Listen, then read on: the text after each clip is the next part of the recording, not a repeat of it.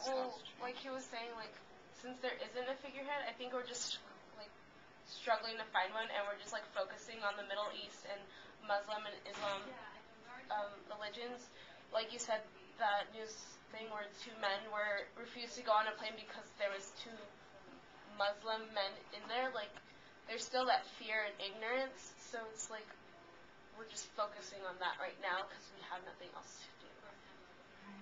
That's like the most difficult part because we don't know what these people, it means something to the people in the Middle East. It means something great because it's more of something to them than it is to us because we aren't living there. It happened to us 10 years ago, that did happen, but it's happening to them every day down the street. And yeah, that's a really good point. It's important to remember how many people have lost their lives in Afghanistan, in Iraq, and elsewhere. Osama bin Laden is responsible for the death of many, many people beyond that, the 3,000 lost on September 11th. Like he wasn't just biased towards Americans, he did kill his own people for the most part. Absolutely. And it's like, I think for us, we're just thinking of ourselves and like what's going to happen, and it's just like for those people in the Middle East, like if you're reading their posts, like they're so happy about this, but there's also that minority where they're very angry about it. Right. Who do you think? Now we understand from reading the posts from our friends at Skatistan that they're very positive about this. As this is a way to move forward. Who do you think is not happy about it there, and what impact do you think that will have, and how do we address that even?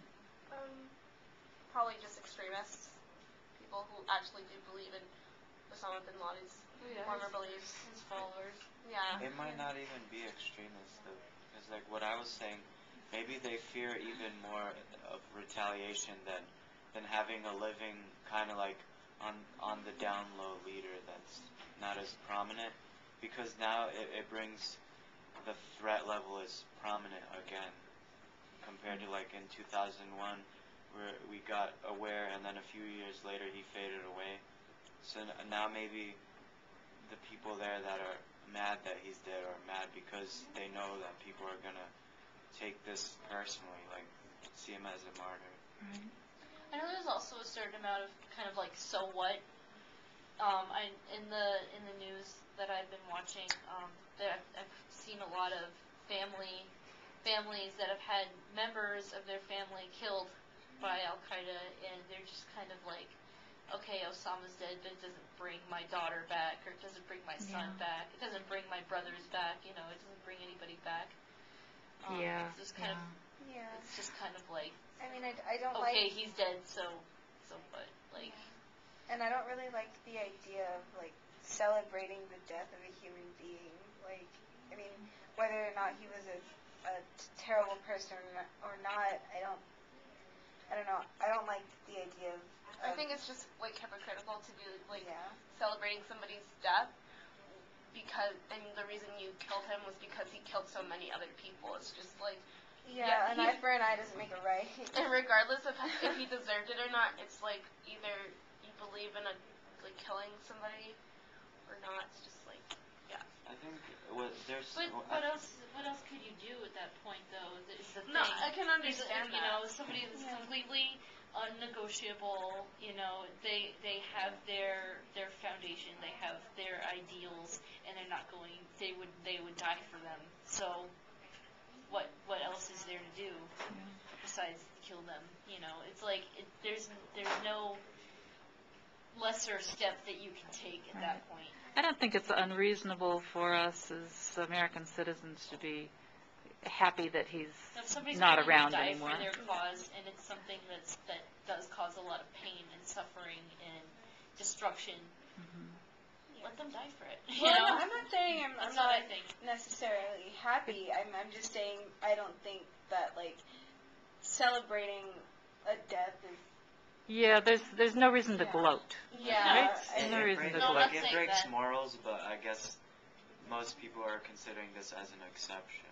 It's more about the defeat than the death. Yeah. Cutting off the I think like what people are celebrating are like just the end of this, like the saga or whatever you would call it. The story's finally come to an end for like after 11 years, because Bush did say we're gonna find him and hunt him down, and then he totally forgets about it, and everyone basically did it.